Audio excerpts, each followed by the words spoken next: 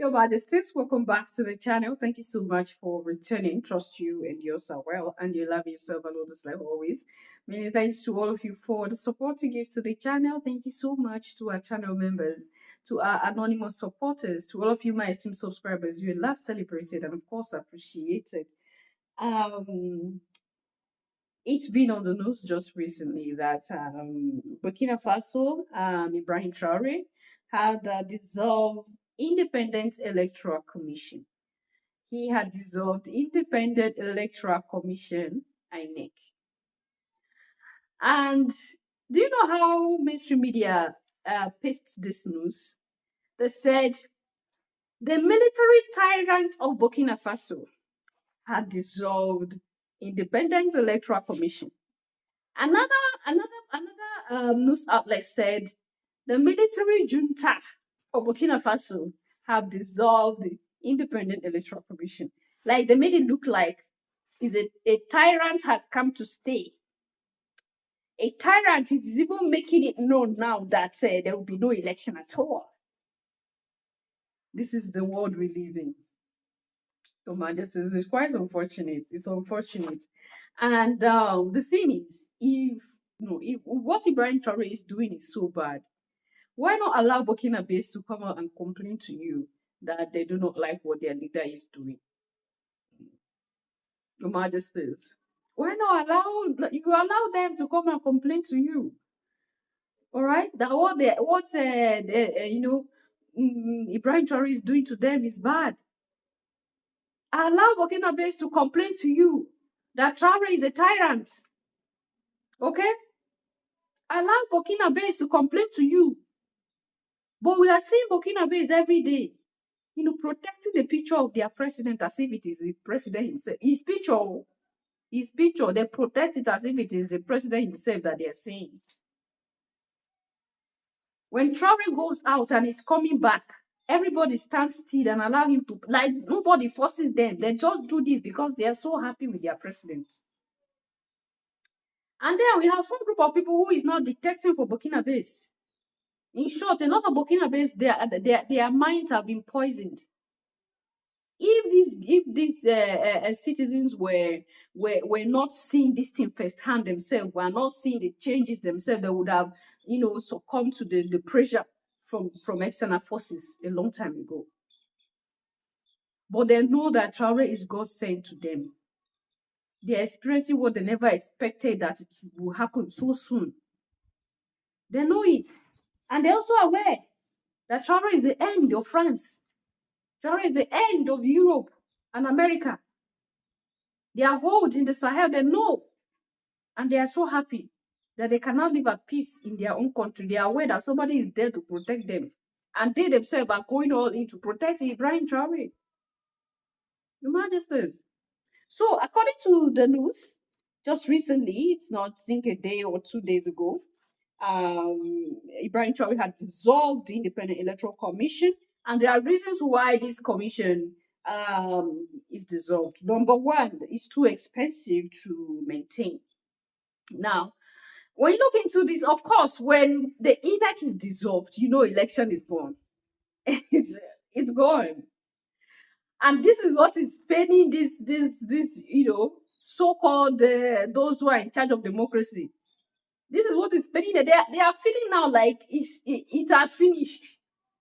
It has finished, according to the Yoruba tribe in Nigeria. It's Tito. Tito. So we have some major breaking news. The AU, the African Union, is now rising against Ibrahim Traore, Abdul Rahmani Chiani, and Assimi Goita, is now against the Sahel states. And let me tell you, they are now saying that the Sahel states is now the capital city of terrorism in Africa. So they are just following General Langley's order. And let me tell you, they are saying that these three nations did not have elections for them to have the leaders. They had a military coup, and now they have joined together to become one country. They are funding terrorism.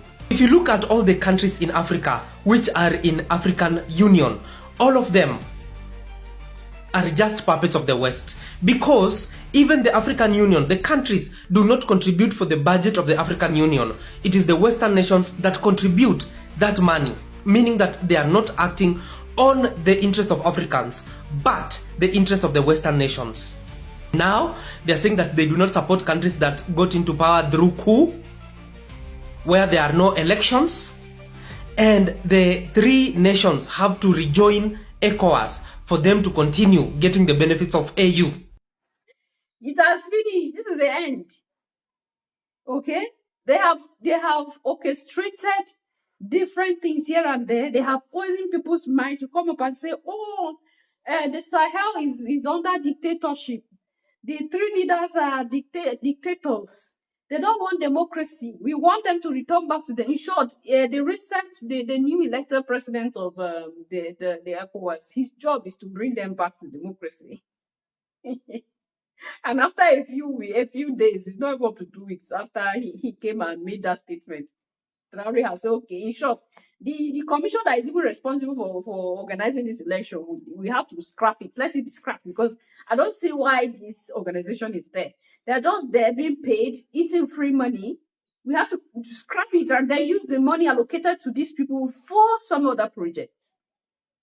You remember there are a lot of projects in Burkina Faso. A lot of them. Things here and there. Burkina Faso, Ibrahim needed more money. So scrapping this and diverting the money into the infrastructure is not a big thing for him at all, and that's exactly what he did. It is too expensive to maintain. We have to scrap it up so that we use the money for some other important thing. And number two, to avoid interference from the enemy. Of course, we are all aware that the enemy will always want to use the little tool, the little space that they have to cause more problems, to cause more trouble. And to free themselves from all this, they have to scrap that out. And that's exactly what happened. That's exactly what he did. Because the more this commission is present, the more this body is present, the more hope of, okay, democracy will soon come. We are going to soon return. We have to just look for a way to orchestrate this, and then that happens. But now the commission is no more. It has been scrapped. So the enemy that wants to use that way, that democracy now, it has gone. Okay? And then to curb corruption. Because a lot of persons are hiding under that commission and they're embezzling money. So we're talking about the enemy here, lording it over the Sahel for a long time, stealing from them. It would have not been so easy if those who were at home were not working with the enemy. So those who are still under this commission are still embezzling. So to cover all this, the Sahel region are seeing reason why they had to just cut off this independent electoral commission from their system. That does not mean they cannot organize another thing. They can.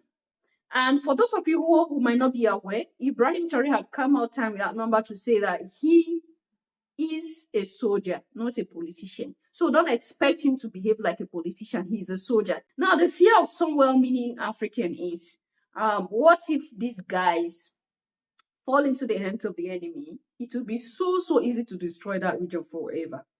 Because now they are military leaders. This is not democracy. They are military leaders. If they eventually become evil, that region is gone. The citizens will suffer a lot. Now, for those well-meaning African, we are letting you know that these military leaders are different from the military leaders we've been having in Africa. And the reason is because it is not the West that implanted them.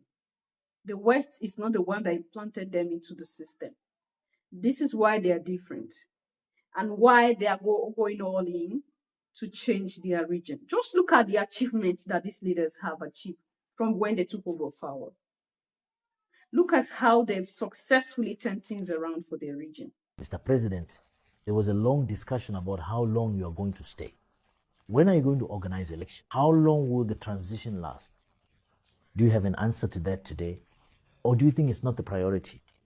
For you, how long will Captain Ibrahim Traore be in charge before organizing elections to step down? I was going to ask you a very important question in return before providing you with an answer.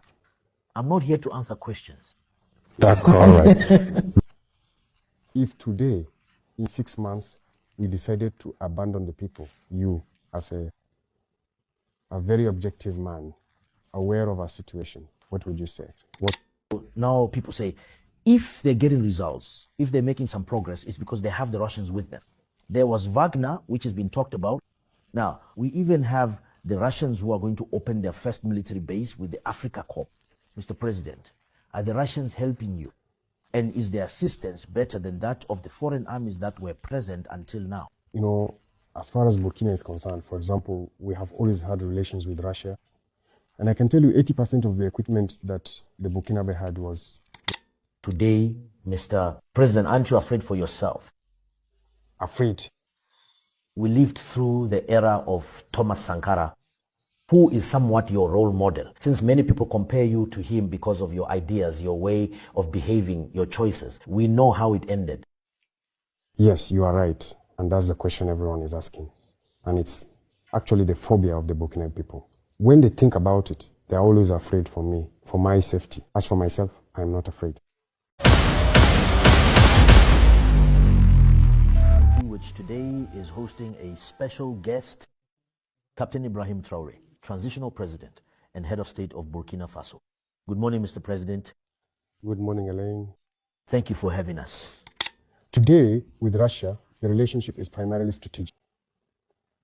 That, I think you understand much better than we do. And with Russia, there isn't that equipment we want to buy from them that they won't sell. They are thus impose restrictions on us. They tell you, you can't buy this. Of course. But the Russians sell you everything you want. Everything we want. Up to this very moment, as I speak to you, they are blocking us from getting licenses for certain aircraft. There are types of weapons they will never sell us. And how do they explain these restrictions to you? That's what I have to ask. Where's the friendship? What do they want? There are many countries, the Russians, the Chinese, the Turks, the Koreans, and so on. There are no restrictions. With Iran, whatever we want, they'll provide it for us. If we can pay, we pay. But with those states that were supposedly our friends, there are restrictions. There are even some who have gone so far as to tell us that they can't sell us anything that's lethal. Oh, really? So you're at war, but maybe we have the duty to pick up stones. Maybe even the stone is lethal. Anything that's lethal, they won't sell to us. That's their principle.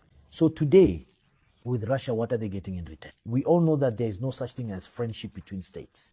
It's always about interests. Everyone comes for their own interests. So today, some people are afraid that we've just traded one master for another. But I know you well enough to know that you're not about replacing one master with another. What exactly are you giving the Russians so that they're here? Are they taking minerals? How are you paying them? Are you selling off a portion of the territory? What's the actual deal? If the deal was truly and genuinely to just swap one master for another, we would absolutely rather die. Because when we emphatically say homeland or death, it truly and profoundly means something significant. Anyway, what do you think about this? Leave your thoughts and opinion there at the section. I'm going to see you in my next one. Until then, love yourself, love others, stay safe, stay positive, always your majesty. Bye for now.